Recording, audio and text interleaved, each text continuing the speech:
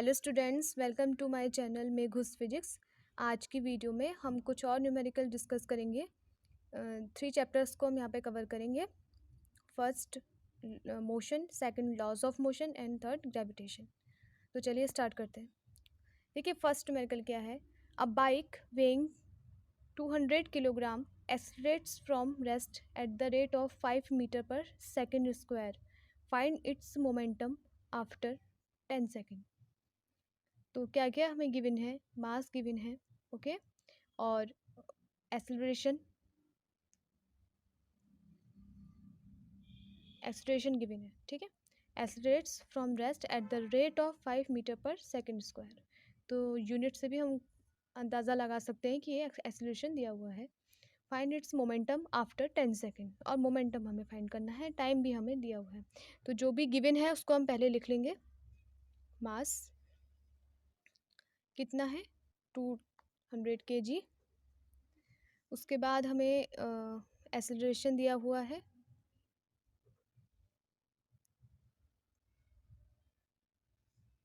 ये m है। Acceleration a हमें दिया हुआ है 5 मीटर पर सेकेंड स्क्वायर, और हमें मोमेंटम दिया हुआ है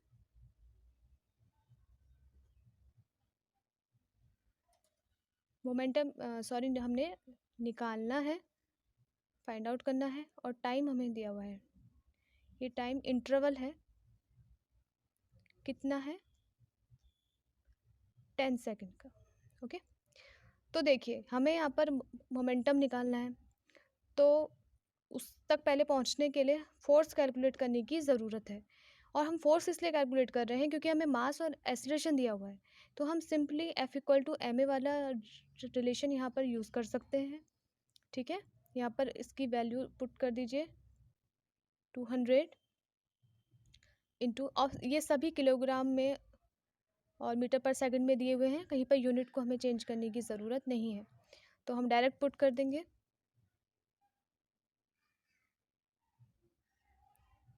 इतने न्यूटन का फोर्स आ जाएगा, ओके। अब देखिए F=ma भी होता है, और F= second law of motion से डेल्टा P/डेल्टा t भी होता है, मोमेंटम का टाइम के साथ चेंज। तो हमें यहाँ पर से देखिए डेल्टा P की वैल्यू निकालनी है, तो डेल्टा P = F∆t। सिंपल है, हमें गिवन है, मतलब हमें निकाल लिया है हमने F को, और डेल्टा T हमें दिया हुआ है। तो कितना आ जाएगा ये, 10,000, ठीक है। और ये चेंज है किसमें, मोमेंटम में, किलोग्राम मीटर पर सेकेंड, ओके। तो यहाँ से डेल्टा P जो लास्ट वैल्यू है हमें कितनी मिल जाएगी, 10⁴ किलोग्राम मीटर पर सेकेंड। यही आपका आंसर हो जाएगा। इसके बाद नेक्स्ट न्यूमेरिकल को देखिए। A particle of mass 2 kg is subjected to a force. अब देखिए यहाँ पर ये फोर्स को थोड़ा सा इक्वेशन के फॉर्म में दे रखा है, F=kx, वेयर k = 20 न्यूटन पर मीटर। एक कांस्टेंट की तरीके से है के, ठीक है, जिसकी वैल्यू हमें गिवन है। And x being it's distance, x एक वेरिएबल है, ठीक है। क्या है ये, डिस्टेंस फ्रॉम द ओरिजिन। तो देखिए एक ऐसा मान लीजिए कि 1 डायमेंशनल मोशन हो रहा है, ठीक है। अगर यहाँ पर टाइम है तो यहाँ पर x ऐसा, ठीक, इधर x।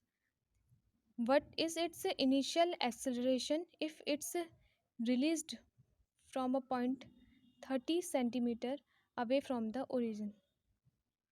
मान लीजिए ये 30 सेंटीमीटर है, ठीक है। यहाँ पर से अब x= जब 30 है, यहाँ पर से मोशन स्टार्ट हो रहा है, ठीक है। तो ये तो खाली मैंने आपको फिगर समझाने के लिए बनाया हुआ है। क्वेश्चन में अगर आप इस फिगर को नहीं भी बनाते हैं तब भी हमें क्लियर है कि 30 सेंटीमीटर पर मोशन स्टार्ट हो रहा है, तो इनिशियल पोजीशन वही है। और इसी पोजीशन पर हमें एक्सेलरेशन भी निकालना है। तो देखिए यहाँ पर जब हम एफ की जगह पर के एक्स हमें, ठीक है, और के की वैल्यू रख दीजिए 20 इंटू 30 सेंटीमीटर हमें दे रखा है। अब एक चीज़ और है, हमें सब कुछ मीटर में निकालना है, वेलोसिटी भी हमें मीटर में दे रखी है, तो हम 30 सेंटीमीटर को भी पहले मीटर में चेंज कर लेते हैं। ओके, तो हम 100 से इसमें डिवाइड कर देंगे तो 0.3 आ जाएगी, ठीक, तो 0.3 मीटर आ जाएगा। तो कितना हो गया ये 6, ओके, न्यूटन, ये हमें मिल गया। क्या है ये 6 न्यूटन फोर्स है। उसके बाद एक्सेलरेशन निकालना है।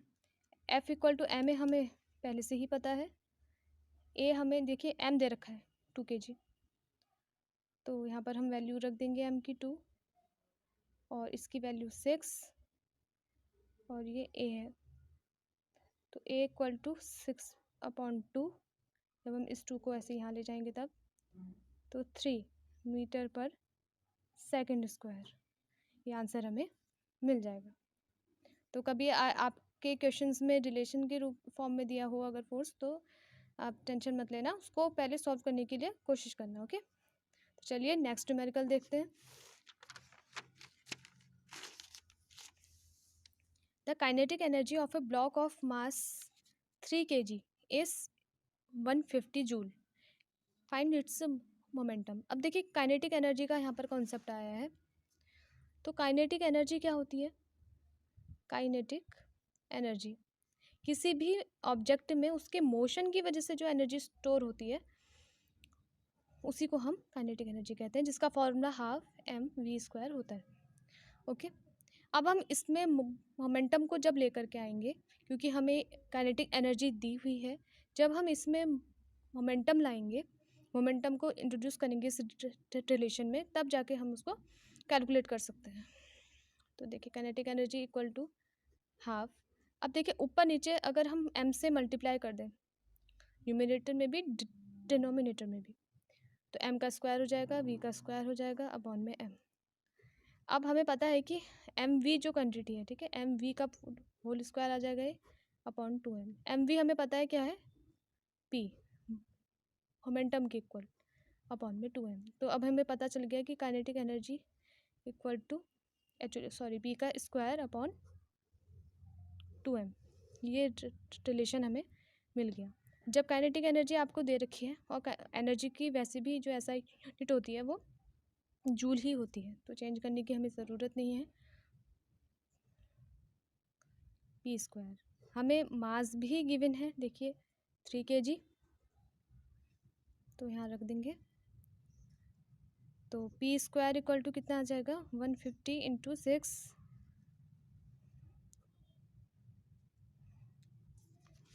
p² इक्वल टू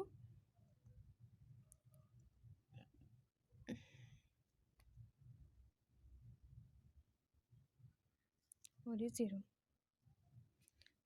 तो p की वैल्यू जो आ जाएगी वो अंडर रूट में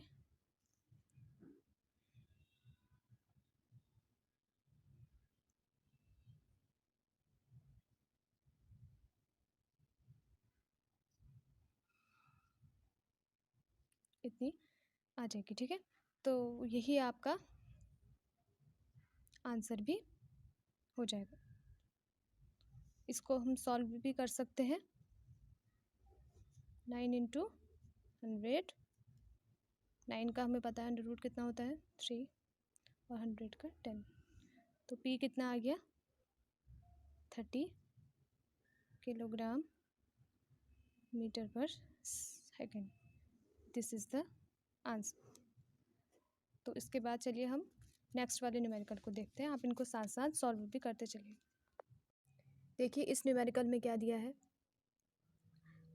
a 600 kilogram rocket is fired straight up from the earth with the engines providing 9,000 Newton of thrust। Okay, देखिए थ्रस्ट जो होता है वो एक परपेंडिकुलर फोर्स होता है, हम ठीक है, जो कि परपेंडिकुलर लगता है। ये अगर हम वेट की बात करते हैं, जैसे हमने थर्स्ट वाली वीडियो में भी बताया था कि जब कोई बच्चा एक गद्दे के ऊपर खड़ा रहता है तो उसके पैर जो है ज़्यादा नीचे तक धंसते हैं, तो वहाँ पर सिर्फ वेट काम कर रहा है, तो थर्स्ट इक्वल टू वेट है।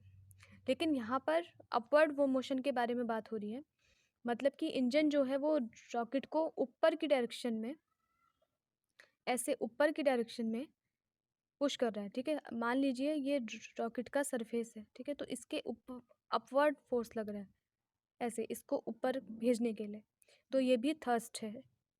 ठीक है, ऊपर की डायरेक्शन में लग रहा है बट थर्स्ट है ये, तो ऊपर वाले फोर्स के बारे में बात हो रही है। If g equal to 10 metre पर second square then the acceleration of the rocket. अब हमें ये बताना है कि अगर इतना थर्स्ट से रॉकेट को ऊपर की ओर भेज रहा है इंजन, 9000 न्यूटन के थर्स्ट से ऊपर की तरफ भेज रहा है, तो रॉकेट पर कितना एक्सेलरेशन लग रहा है। ठीक है, अब देखिए यहाँ पर हमें मास दिया है, mass m equal to 600 kilogram, 600 kg का मास दे रखा है और 9000 न्यूटन का थर्स्ट दे रखा है। थर्स्ट एक फोर्स है, ठीक है, तो इसको 9000 न्यूटन हमने ले लिया। अब देखिए हमें एक्सेलरेशन पता करना है, तो सिंपली हम ये कह सकते हैं कि हम F equal to M A लगाएंगे, ऑब्वियसली लगाएंगे, तो लगा लीजिए 9000 इंटू ए। ओके, तो यहाँ से हम ए की वैल्यू निकाल लेंगे 9000 अपॉन 600, 15 आ गई, 15 मीटर पर सेकंड स्क्वायर। लेकिन ये एक्सेलरेशन नहीं है, जो कि नेट एक्सेलरेशन नहीं है, ये उतना एक्सेलरेशन है जितना कि इंजन इस रॉकेट को ऊपर भेजने के लिए लगा रहा है। ओके, इस रॉकेट को ऊपर भेजने के लिए इतने जो ये थर्स्ट है ये इतना एक्सेलरेशन इसको दे रहा है। लेकिन इस पर ग्रेविटेशनल एक्सेलरेशन ये जी ये नीचे की तरफ लग रहा है 10 मीटर पर सेकंड स्क्वायर से, तो नेट एक्सेलरेशन जो होगा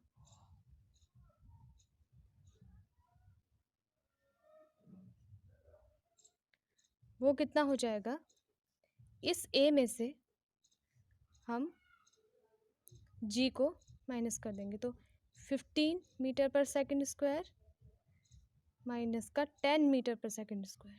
ठीक है, ये कॉन्सेप्ट को आप समझ रहे हैं ना, क्योंकि ये इसे ऊपर की तरफ भेज रहा है। 9000 न्यूटन का जो थर्स्ट लग रहा है वो फोर्स है अपवर्ड डायरेक्शन में, वो इस रॉकेट को 15 मीटर पर सेकंड का एक्सेलरेशन ऊपर की डायरेक्शन में दे रहा है, लेकिन उस पर ग्रेविटेशनल एक्सेलरेशन कॉन्स्टेंटली नीचे की तरफ लग रहा है, इसलिए उसका जो नेट एक्सेलरेशन है वो कम हो जाएगा और कितना आ जाएगा 5 मीटर पर सेकंड स्क्वायर, जो कि नेट एक्सेलरेशन होगा रॉकेट का। That is the answer. Okay, तो चलिए नेक्स्ट न्यूमेरिकल देखते हैं। A block of mass 1 kg moving at a speed of 10 metre पर सेकेंड, उसके बाद collides with a block of mass 2 kg। तो दो ब्लॉक्स हैं, उनकी कोलिजन हो रहा है, जिसमें से कि फर्स्ट ब्लॉक का मास जो m1 है वो कितना है 1 kg, उसकी स्पीड कितनी है 10 मीटर पर सेकेंड, तो v1 इक्वल टू 10 मीटर पर सेकेंड। उसके बाद m2 दे रखा है 2 kg, बट स्पीड v2 हमें नहीं दी है और शायद हमें वही निकालनी भी है। After collision the blocks stick together, देखिए कोलिजन हो रहा है, एक ब्लॉक ये है, एक ब्लॉक ये है इधर को, और ये ब्लॉक इधर को, इन दोनों का कोलिजन हुआ। और कोलिजन के बाद, ठीक है, आफ्टर कोलिजन वो दोनों एक दूसरे से चिपक जाते हैं, ऐसे स्टिक हो जाते हैं और मोशन लेस हो जाते हैं।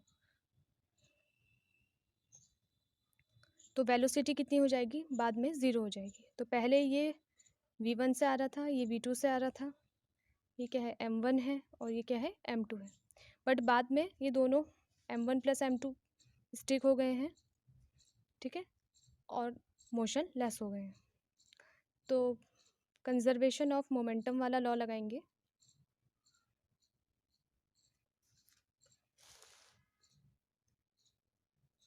Bye conservation of momentum